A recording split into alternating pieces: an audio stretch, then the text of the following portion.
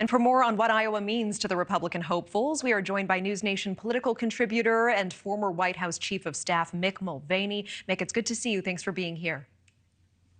Natasha, thanks for having me on Saturday night. Hope you're well. Thank you. So Mick, today Governor DeSantis finished his quest to visit all 99 counties in Iowa. It took months.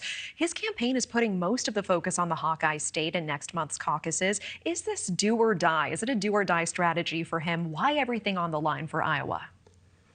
I don't think everything's on the line for him, Natasha, in Iowa. He has to do well. He has to finish. A second place finish would be great. Even if he's a close third to Nikki Haley, that would be fine. What Ron really needs to do is to get to one of the first Super Tuesday states, the bigger states.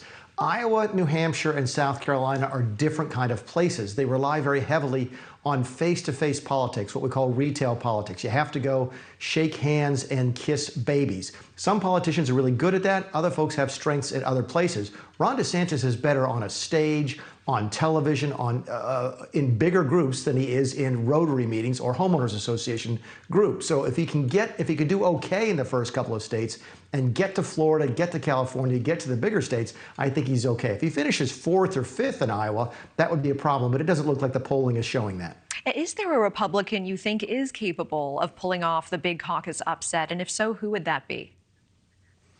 No, I really don't. I've seen some numbers as recently as today that indicate that Donald Trump's support is actually growing. Nikki Haley has done very well in the last couple of weeks. She's had a really good couple of months, as a matter of fact. She's doubled her support, but she still trails Donald Trump by 30 or 40 points, even in her home state here in South Carolina. So there's a lot of attention that's going to the folks who are vying for second place. But right now, Donald Trump is the big player. He's the 800-pound gorilla in the room, and no one seems to be able to sort of eat into his lead. If anything, his lead is growing and not getting smaller. I do want to touch on Nikki Haley quickly. She's up to third in the national polls right now, and she also recently got an endorsement from the Koch brothers political network. Also, J.P. Morgan's CEO urging business leaders to back her. Is this kind of support from high-profile billionaires good for a campaign focused on helping the middle class? Oh, it's absolutely good because it provides something that every campaign needs, which is money and attention. Keep in mind, Nikki's got a lot of really positive media coverage over the course of the last several weeks. Most candidates would kill for the kind of coverage that she's received since the last couple of debates. But your point, I think, is a good one, which is that Jamie Dimon doesn't bring any MAGA voters to Nikki's camp. The Bush family, who's supporting her right now, doesn't bring any MAGA voters to her camp. Even if, Natasha, you were to sort of crystallize all of the anti-Trump vote, that might be 35 or 40% of the electorate. You have to be able to go and get some Trump voters to move away from Donald Trump to vote to support you if you're going to beat Donald Trump. And not a single one of the candidates is doing that yet, not even Nikki Haley. Yeah, two more questions for you, Mick, and we'll get to Trump in just a moment. But Governor DeSantis this week, he had a televised debate with Democratic California Governor Gavin Newsom. Let's take a quick listen together. And so what California represents is the Biden-Harris agenda on steroids.